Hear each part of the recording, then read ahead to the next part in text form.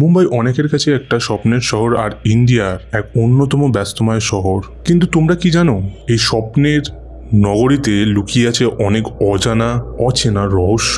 আজকের এই গল্পটা এই মুম্বাই শহরের মাহিম এলাকাতে অবস্থিত ডিসৌজা চলকে নিয়ে। এই চলে অনেক লোক থাকা সত্ত্বেও এই জায়গাটা ভুতুড়ে। আসলে এই চলের একটা ইতিহাস আছে। কি সেই ইতিহাস সেটা জানার জন্য ভিডিওটা শেষ অবধি দেখো আর চ্যানেলটা সাবস্ক্রাইব করে পাশে থেকো। তো চলো শুরু করা যাক। এই গল্পটা শুরু হয় ওই কম করে 35 থেকে 36 বছর আগে। মহারাষ্ট্রের একটা ছোট গ্রামে একটা কাপল থাকতো। খুব হ্যাপিলি ম্যারিড কাপল ছিল তারা। গ্রামে থাকার জন্য তারা বেশি টাকা রোজগার করার সুযোগ পাচ্ছিল না। তাই তারা ভাবে যে আমাদের মুম্বাই যাওয়া ঠিক হবে, সেখানে গিয়ে অনেক টাকা রোজগার করার সুযোগ হবে। তারপর তারা মুম্বাই চলে আসে। প্রথমে তারা থাকার জায়গা খুঁজতে শুরু করে। তারপর তারা একটা চলের সন্ধান পায়, তার নাম হলো ডিসৌজা চল। তারপর তারা এখানে থাকা শুরু করে। শিফট করার পরের দিন থেকে হাজবেন্ডটা কাজ খোঁজা শুরু করে দেয়। তারা সাথে করে কিছু সেভিংস নিয়ে এসেছিল। তোমরা জানোই মুম্বাইয়ের মতো জায়গাতে সার্ভাইভ করা কতটা টাফ। তারপর দিন কাটার সাথে সাথে তাদের সেভিংসও শেষ হতে থাকছে। এরকম করে প্রায় 2 মাস কেটে যায়। তাদের টাকাও প্রায় শেষের দিকে। তারা খুব চিন্তায় পড়ে যায়। তারপর হাজবেন্ডটার কাছে একটা কাজের সন্ধান আসে। কাজটা হলো একটা হোটেলে। তো তারপর তারা যথারীতি খুব খুশি হয় এবং পরের দিন থেকেই জয়েন হবে বলে ঠিক করেছে। কিন্তু তার মধ্যে ঘটে যায় একটা ঘটনা। জয়েন করার ঠিক আগের দিন রাতে ছেলেটি মানে হাজবেন্ডটা হার্ট অ্যাটাকে মারা যায়। তারপর তার ওয়াইফ সম্পূর্ণ একা হয়ে যায়। সে বুঝতে পারছিল না তার কি করা উচিত। তারপর সে সিদ্ধান্ত নেয় এখানেই থাকবে।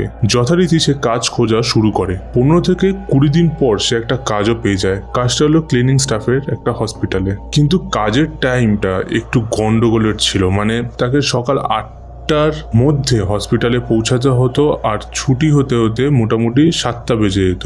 সে বাসে করেই যাওয়া আসা করতো। এই করতে করতে 8 বছর কেটে যায়। মানে আজ থেকে প্রায় 27 থেকে 28 বছর আগে মুম্বাইতে খুব গরম পড়ে, যার জন্য অনেক জায়গাতেই জল কম পড়ে যাচ্ছিল।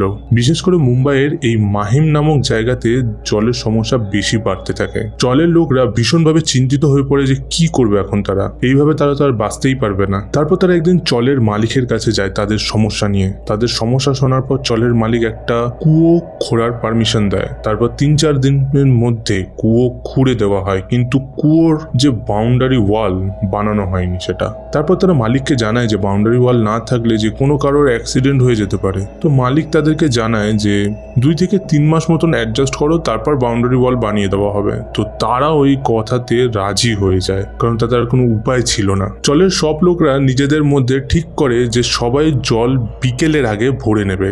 সন্ধ্যার পর কেউ কুয়োর দিকে যাবে না। তারপর 10-12 দিন কেটে যায়। আস্তে আস্তে মুম্বাইতে বর্ষাকাল এসে যায়। এরকমই একদিন ভীষণ বৃষ্টি হচ্ছে আর ওইদিকে মেয়েটি হসপিটাল থেকে বেরোতে পারছে না। সেই দিন বাস অটো সব বন্ধ হয়ে যায় বৃষ্টির জন্য।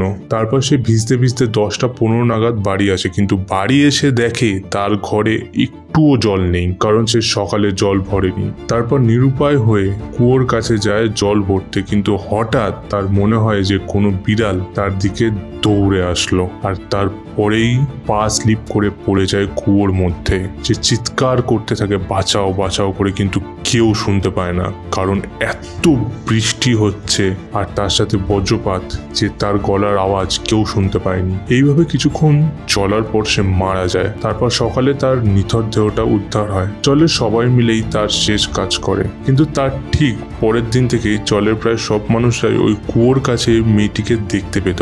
তারপর কথাটা আস্তে আস্তে ছড়িয়ে যায় যে সন্ধ্যার পর কুয়োর কাছে যেই যাবে সেই মেয়েটিকে দেখতে পাবে। এই কারণে ডিসৌজা চল এশিয়ার মোস্ট হন্টেড প্লেস লিস্টের মধ্যে ধরা হয়। তো এই ছিল আজকের গল্প। কেমন লাগলো অবশ্যই কমেন্টসে জানিও। তোমরাও জানাও তোমরা কি রকম গল্প শুনতে চাও। আজকের মতো এখানেই শেষ করলাম। দেখা হবে পরের ভিডিওতে।